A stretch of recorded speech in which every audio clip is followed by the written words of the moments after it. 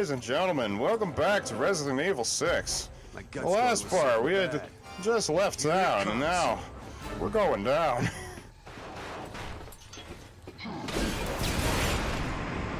Stop. Ah, I used to knock. You thought you could escape me through the human. I am most of not.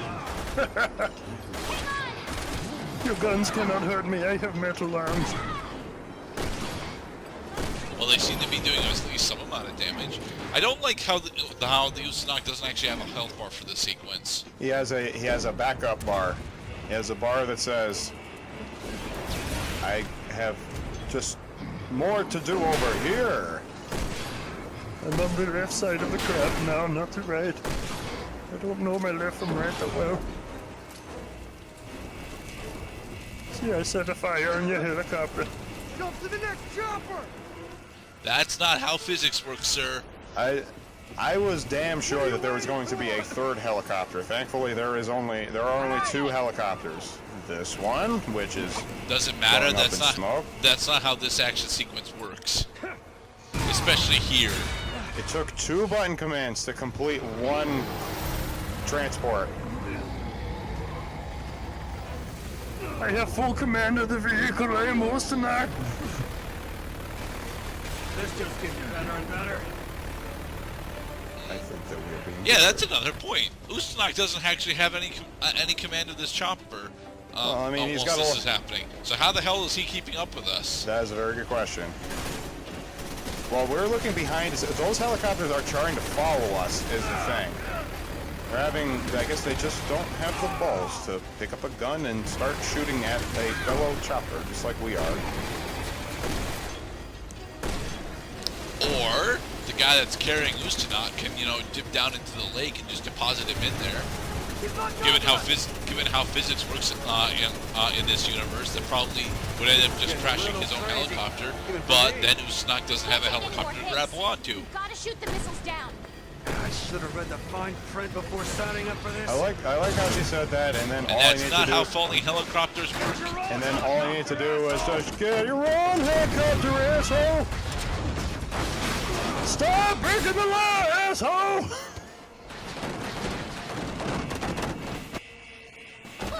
Parachute! What? You have failed the quick time event, Miss Bayonetta. Start over. And that's how things happen in real life, is that people make dumb mistakes and they die. So cut! Alright, marker, makeup, light, sound, reset the helicopter. Do we have any more choppers on set? They stole that sequence from Jaws. Smile, you son of a parachute. Look! Parachute! They give you very little time. Again, I actually do like this. I do like this sequence. It's very action-packed and it's real exciting in theory. But it breaks physics so often that I just don't believe it. These characters are immortal, very clearly, because otherwise they would be dead 9 times over throughout that sequence. Pretty much, yeah. But if they died, how are we supposed to see the really cool super adventure where funny and actiony shit happens? YouTube? Vicarious. You can now purchase skills. I bet you're fucking rock hard right now. Skill settings. So is there anything left for you to purchase on your profile with 36,000 skill points? No. I piled up those skill points because I ran out of stuff to buy. So, the skill settings are accessible as soon as you beat Chapter 1 in any of the 3 campaigns. In the beginning of the game, you get relatively easily accessible skills that cost around 500 or 1,000, but then the really sweet ones cost around 10,000, 20,000 to 50,000 skill points. Anything costs 100K? I think there are some things that cost 100K. No. Bleed to death. Premature death. It's rather expensive. Breakout, on the other end of the spectrum, is relatively cheap, and I expect it's to incentivize players to ease the difficulty of getting free of sticky little randomly occurring quick-time event sequences in the middle of combat that break your immersion for a second, take your finger off of the trigger button, and force you to do stupid jumping jacks for several tenths of a second.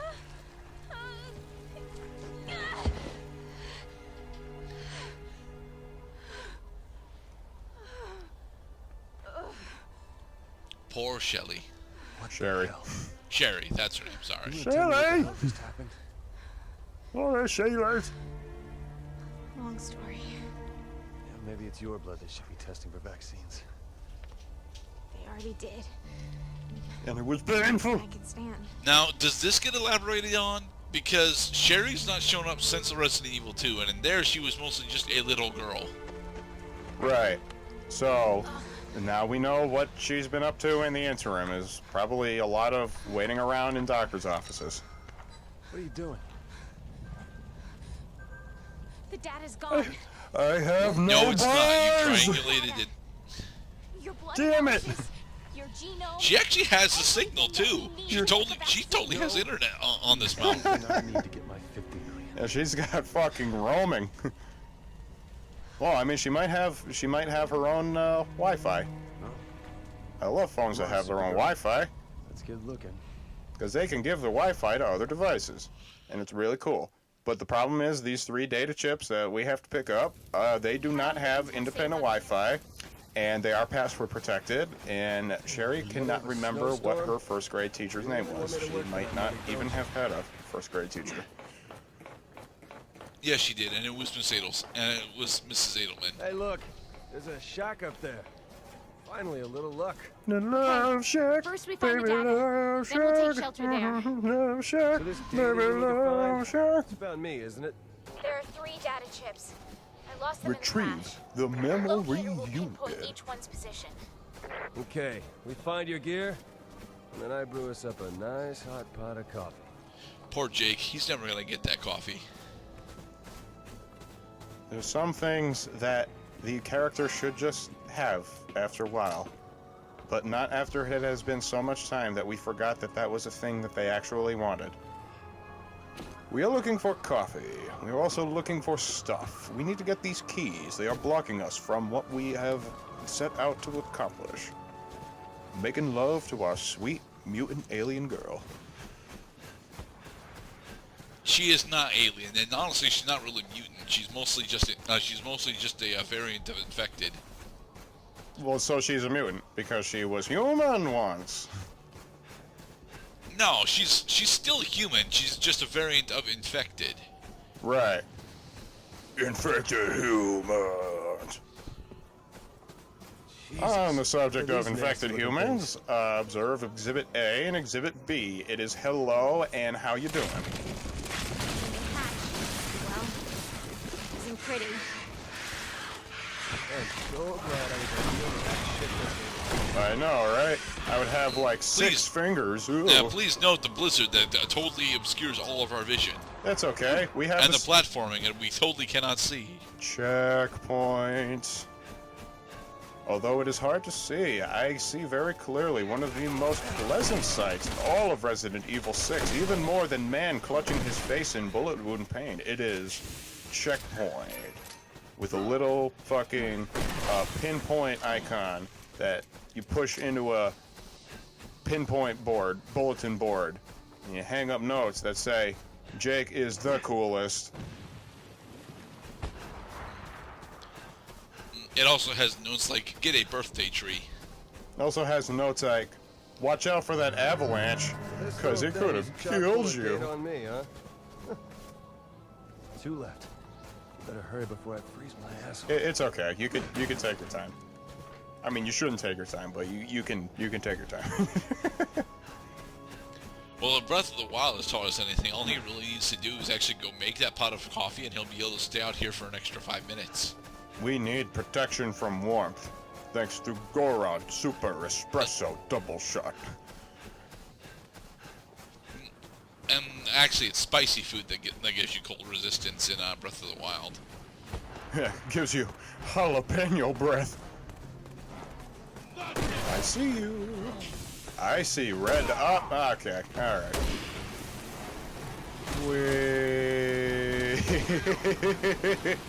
It's alright, Sherry will be joining us in just a second. Alright, so this slide Here she fucking comes. blows. Yeah. I'm not a big fan.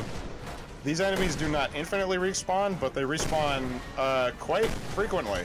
So if you get hit and knocked over, you come tumbling down all the way like big ol' Humpty Dumpty. Are you sure they're respawning, or are they just spawning in more units? They're just spawning in more units. Like I said, not infinite respawn, but just there is a difference, Cloud.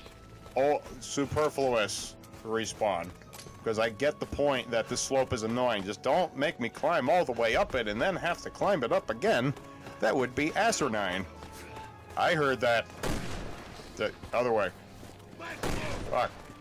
I can't. Apparently there's a cave that we ran past because they just decided to come out of it. Yeah, it's probably just skill points. I mean, if you're playing this early game, of course you're going to be looking for skill points. I mean, what character in a movie would want to be seen doing nothing? See, Jake's doing a lot of stuff. He's dying, he's sliding, he's blind. Mr. Lexi!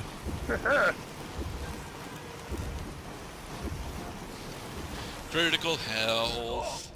Okay, now super use every available inventory item in order to create the maximum number of healing pills available so that I can get out of critical health situation. Yay.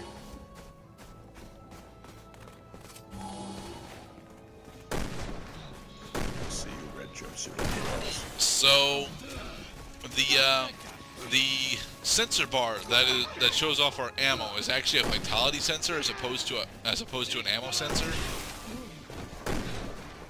The ammo bar? I'm sorry. What? Not, well, the background that the ammo bar is on. I noticed that it's green. It was cautionary yellow before. I'm wondering what that is supposed to indicate. Well, just like in the classic Master Resident Evil games, your health takes on a certain color depending on your ability to withstand damage without getting a game over. If you have no bars of health left and you get hit, you are dead. If you have at least one bar of health left and your health is flashing red, if you get hit, depending on the strength of the attack, you will just get knocked over into it. Help me, I've fallen, I can't get up. Sherry, come and help me, please. You are my friend. You're my only friend in this dark touch. And we're sliding.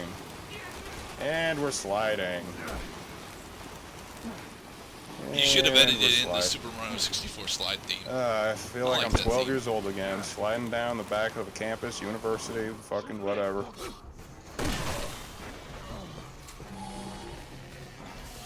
So now do you use the first aid spray?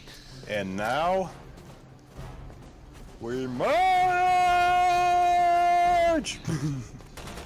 No magic sniper This is rifle not for marching. you. You are stupid, and you need to drop your weapon. God dang it! No, there's a mutant over there. I can't see him, but I feel like if he hits me, I'm just gonna go, ooh, oh my finger. I'm sliding now.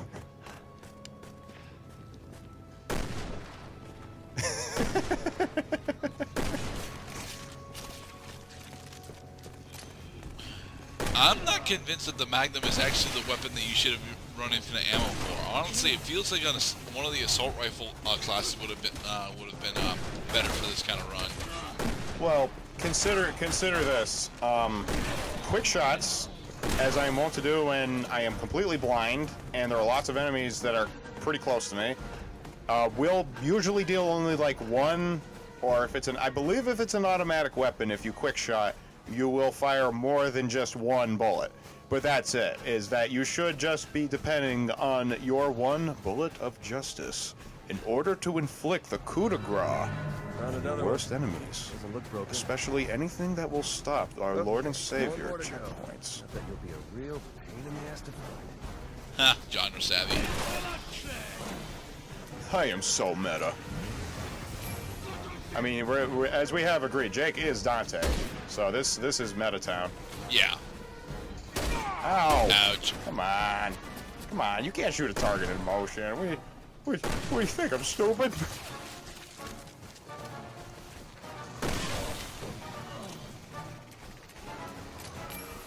I hear. Oh look, more 9mm ammo. And more snowmobiles. Closer. Very good. Yeah, but that's the thing, Cloud. The quick shot requires you to get so close to your enemy that honestly, I feel like if you just stayed at mid range with an automatic rifle, you would be able to take down these guys with headshots significantly easier. Well, let it be known also that you can only have one. You probably will only have use and available skill space to put on both your weapons upgrades and your infinite ammo.